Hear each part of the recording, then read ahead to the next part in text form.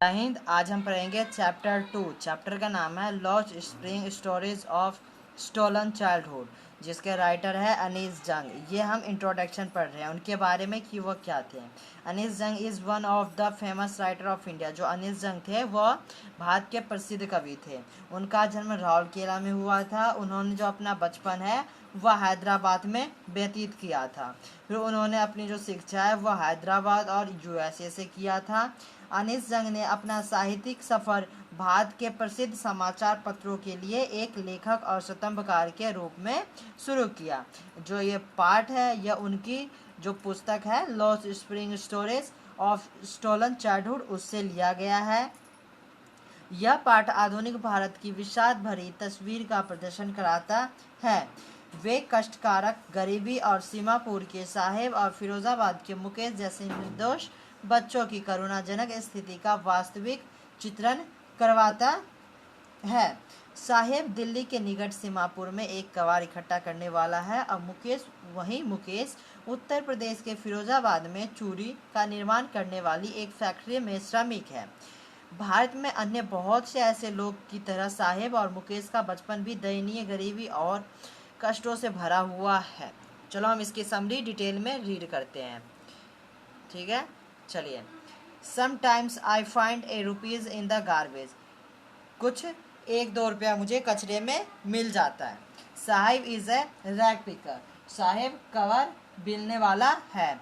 Anees Jung see his daily scrounging the garbage dumps. जो अनीस जंग है उसे हर रोज कूड़े के ढेर के पास खोजबीन करते हुए देखती है। ही कैम फ्रॉम ढाका विच। वो कहाँ से आए हैं? ढाका से, जो कि कहाँ है? बांग्लादेश में। He has no money of his home his family came away from Bangladesh because storms destroyed their homes and fields.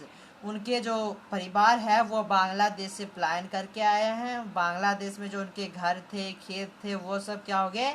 Destroyed यानी नष्ट हो गए। Anees Jung asks him his full name. Anees Jung जो है वो उनसे उनका पूरा नाम पूछते हैं। His full name is Sahib Alam. वो उसका पूरा नाम क्या है? साहिब आलम है। आलम विच मीन्स, इसका क्या मतलब है? लॉर्ड ऑफ द यूनिवर्स, दुनिया का मालिक। This name is ironical as he is not the lord of even his own life. यह नाम व्यंग्यात्मक है क्योंकि वो तो खुद अपने जीवन का भी मालिक नहीं है। He leads a life of utter poverty and misery. He roams the streets with other rag pickers. Like them, he is also barefoot. They live in a state of perpetual poverty and cannot afford shoes or chappals. वह पूर्ण गरीबी और कष्टों भरा जीवन व्यतीत करता है। वह कबाड़ बीनने वाले दूसरे लड़कों के साथ गलियों में घूमता है। उनकी तरह वो भी नंगे पांव है। वे कभी समाप्त न होने वाली गरीबी की स्थिति में रहते हैं और जूते या चप्पलें भी नहीं जुटा सकते हैं। Like many others families of rag picker, कबाड़ इकट्ठा करने वालों के अन्य बहुत से परिवारों की तरह साहेब्स फैमिली लिव इन सीमापुर। साहेब की जो परिवार है सीमापुर में रहता है। This is a dirty colony on the peri of Delhi. यह दिल्ली की परिधि पर बनी एक गंदी बस्ती है। About 10,000 rag pickers live there in miserable condition. लगभग 10,000 कबाड़ इकट्ठा करने वाले वहां दयनीय स्थिति में रहते हैं। The colony show no sign of development.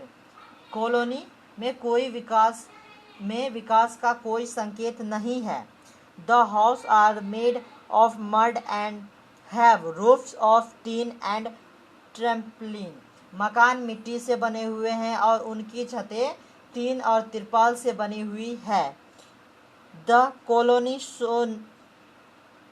colony is divided of swag. ड्रेंजर्स और रनिंग वाटर। कॉलोनी मल निकासी और जलामूर्ति रहित है। They have lived for more than 30 years. वो लोग यहाँ पे कितने साल से रह रहे हैं? 30 सालों से। ठीक है। दे हैव नो आइडेंटिटी और परमिट। उसके पास कोई आइडेंटिटी और पहचान या अनुमति पत्र नहीं है। But they have ration card that enable them to buy grain और टू कास्ट वोट्स। लेकिन उनके पास राशन कार्ड है जिनसे वे अनाज प्राप्त कर सकते हैं। For them foods in more important than identity. Wherever they find food, they pick their tents and becomes a transit camp. Vote डाल सकते हैं, उनके लिए पहचान पत्र की उपेक्षा है। राशन कार्ड अधिक जरूरी है। जहाँ कहीं भी उन्हें भोजन मिल जाता है वे अपने तंबू गाड़ देते हैं और एक स्थायी कैंप बना लेते हैं। वन मॉर्निंग, एक सुबह, the writer see Sahib standing by the fenced gate of a club. लेखिका साहेब को एक क्लब में गेट के पास खड़े देखती है। He is watching two young man playing tennis. वहाँ पर दो नवयुवकों टेनिस खेल रहे थे। He tells her that he like the game. उसने उससे पूछा कि तुम इस गेम को पसंद करते हो। Sahib is also wearing tennis shoes. वह उसे बताता है कि वह उस खेल को पसंद करता है। साहिब ने भी टेनिस के जूते पहन रखे हैं। These were given to him by a rich boy because there is a hole in one of the shoes. Now Sahib work in a tea stall. He gets 800 rupees plus meals. The writer observes that Sahib's face has lost its carefree look. He is no longer his own master. उसको ये एक अमीर लड़के के द्वारा दिए गए थे क्योंकि एक जूते में सुराख हो गया था। अब साहब एक चाय की दुकान पर काम करता है। उसे भोजन के साथ साथ 800 रुपये भी मिलते हैं। लेखिका देखती है कि साहब के चेहरे के चिंता मुक्त भाव खो गए हैं। अब वह अपनी मर्जी का मालिक नहीं रहा है। I want to drive a car. क्या तुम कार चलाना चाहते हो? Now the writer describe the life of another poor boy. जो लेखक है वो और दूसरे बच्चों का वर्णन करता है। His name is Mukesh. उसका नाम मुकेश है। His family work a bengal factory। जो उसके पिता है वो एक चूड़ियों की फैक्ट्री में काम करते हैं। He lives in a dirty street of Firozabad. वो फिरोजाबाद के एक गंदी बस्ती में रहता है। This town is famous for its Bengal. जो वो शहर है वो किसके लिए फेमस है? बेंगल्स के लिए, यानी चूड़ी।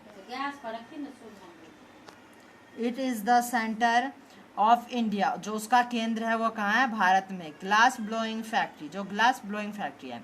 Like other poor families. जो और अलग क्या है? पुअर गरीब परिवार है। ऑफ द टाउन, उसी शहर में रहते हैं। Mukesh family has been making. जो मुकेश का फैमिली है वो किस चीज़ का मेकिंग करता है? चूड़ियों का जनरेशन की पीढ़ी दर पीढ़ी बनाती आ रही है। But Mukesh has dreams in his eyes. जो मुकेश का सपना है उसकी आंखों में। He wants to be a motor mechanic. वो बनना चाहता है motor mechanic. He says that, वह कहता है। He wants to learn to drive a car. वह कार चलाना चाहता है। The other says that more than, और कहते हैं 20,000 children work in the bangles factories. जो 20,000 बच्चे हैं वो किस फैक्ट्री में काम करते हैं? बेंगल्स फैक्ट्री में, फिरोजाबाद में। They do not know that it is legal for children to work in the glass furnaces with high temperature. वह इस अंधेरे कमरे और हाई लेवल टेम्परेचर में बच्चे काम करते हैं। ये सब गैर कानूनी है। They work is dark cells without air and light. बिना उस अंधेरे कमरे में काम करते हैं, बिना पंखे और रोशनी की। दे लिव इन मार्सबल कंडीशन, वो सब बुरे हालात में रहते हैं। The author visit Mukesh, Mukesh वहाँ जाता है होम, उसके घर पे। He lives in A streak लेन, वह उस कूड़ा करकट में जाता है। The house is the streets and just hovel with crumbing walls and no windows, उसमें कोई खिड़की उड़की कुछ नहीं होती है। They are crowded with families of human and animal, वो अपने परिवार के साथ रहता है जो जानवर वानवर की रहता है। Then they enter Mukesh, Mukesh enter करता है होम में। It is a half built, उसका आधा छत रहता है। रफ हट घर रहता है। In one part of it, एक पार्ट में। The roof is covered with dry grass, जो रूफ है वो कवर होता है, जैसे ये छत है, ये छत कैसे कवर है, ठीक है, कवर्ड है ड्राई ग्रास से। देयर इज फायरवुड, मतलब आग की लकड़ी से। Stove, a frail women is cooking the evening meal, वह शाम का खाना बनाती है महिला। फॉर द फैमिली, फैमिली के लिए। She is the wife of Mukesh, जो मुकेश है। एल्डर ब्रदर, उसके बड़े भाई कि मुकेश फादर्स, जो मुकेश का पापा है। He is a poor bangle makers, वह गरीब बैंगल चूड़ियाँ बनाते ही है। He has been making bangles for many long years, कई सालों से वो बैंगल बना रहे हैं। Yet he has not been able to revert, इसके लिए उन्हें कुछ नहीं मिला है। The house and to send his two sons to schools, उन्होंने अपने बच्चों को इस गरीबी की हालत में स्कूल भी नहीं भेजे। He could just teach them the art of bangle making, उन्होंने अपने दोनों बच्चों को चूड़ियाँ बनाने का काम ही सिखाया है। Mukesh grandfather had gone build, जो उसके बड़े पापा थे, मुकेश के जो पापा थे, तो उसको उस चूड़ी बनाते बनाते अंधा हो गए थे, वो अंधा थे। With the dust from polishing the glass of bangles, जो बैंगल्स के चूड़ी होते थे ना, उस पर वो क्या करते थे, धूल चढ़ाते थे, तो उसी कारण उनके अंधा हो गए थे, तो उनकी आंखों में चले गए थे, तो इसलिए वो अंधा हो गए थे। Bangles, there is great poverty in the families of this bangles makers, जो बैंगल्स चूड़ियाँ बनाते हैं वो लोग बहुत अधिक गरीबी होते हैं। But they can not give up their profession, लेकिन उनका ये पेशा है वो छोड़ नहीं सकते हैं। वो लोग इसी कहते इसी कास्ट में जन्म लिए हैं। They have nothing but bangles in their house, उन्हीं का जो रोजी रोटी है इसी चूड़ियों से चलता है। इन डार्क हर्ट मैंस, इन्हीं अंधेरे से।